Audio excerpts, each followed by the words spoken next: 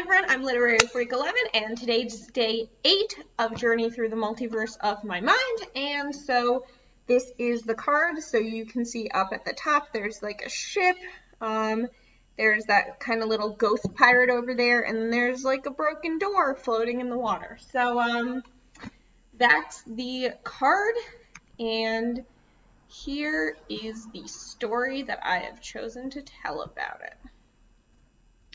I woke up. That was surprising and promising.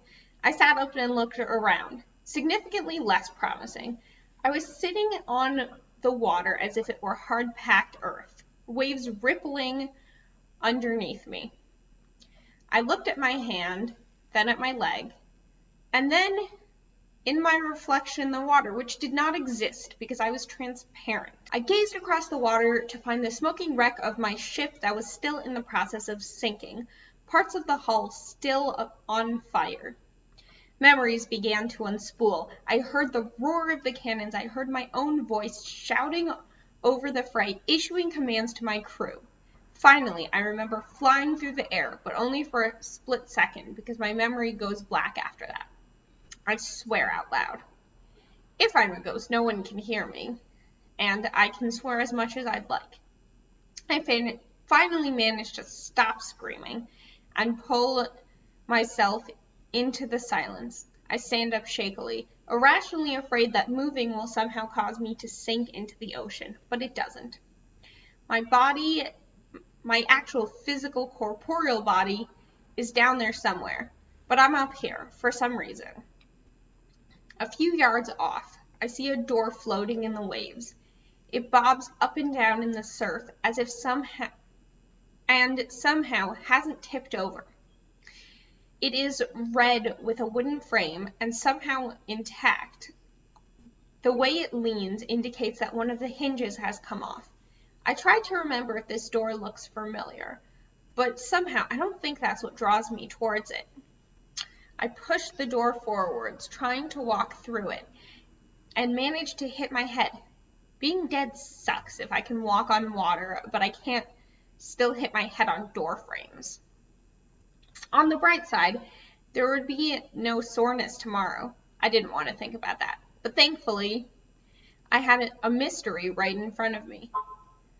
But if going through it had accomplished nothing, what more could I do? Of course, a small voice whispered in my head, "It didn't do anything because it's broken." In order to solve the mystery, I needed to repair the door, and in order to do that, I needed to get to land. But which way was land? Gazing out, I could only see a massive expanse of water. If I managed to board it, I would be able to look at their equipment and know which way land was. Alternately, I could wait for nightfall and use the stars, but this option didn't seem good to me. If the doorway had even the slightest chance of restoring me to life, and I'm sure if I were alive, my heart would have thrummed at the prospect. I wanted it, and I wanted it now. I took 2 steps away from the door, then paused. Should I take it with me? What if it drifted away while I was on the ship and I couldn't find it again? I sighed and heaved the door onto my shoulders and then onto the top of my head and began to walk towards the ship. After figuring out which way land was, I looked for tools to repair the door. Perhaps I could find tools to remove a hinge and replace it, but of course, doors on ships look nothing like doors, like the door that was now on my head. I walked away from the ship. It felt like a setup, as though tools were hiding from me, at least the ones I needed. As I walked, I began to feel utterly exhausted. The door crushed the top of my head, and my exhaustion grew. I got a pounding headache. First, I became angry. Why couldn't I just leave the door where it was and make my way to land and continue on with my death peacefully? Something about this new internal monologue I'd gained told me not to. But why did this have to be my afterlife? But then a thought hit me, a horrible thought, and it wiped the anger away from me. This was my penance. I'd killed, I'd robbed, I'd lied. I'd taken up multiple wives in different cities and had not led a morally upright path. I was a pirate after all. And this was my punishment. In all that time, I thought about the horrible things I did. I began to question all of my choices and what I might have been if I had not chosen the paths I had.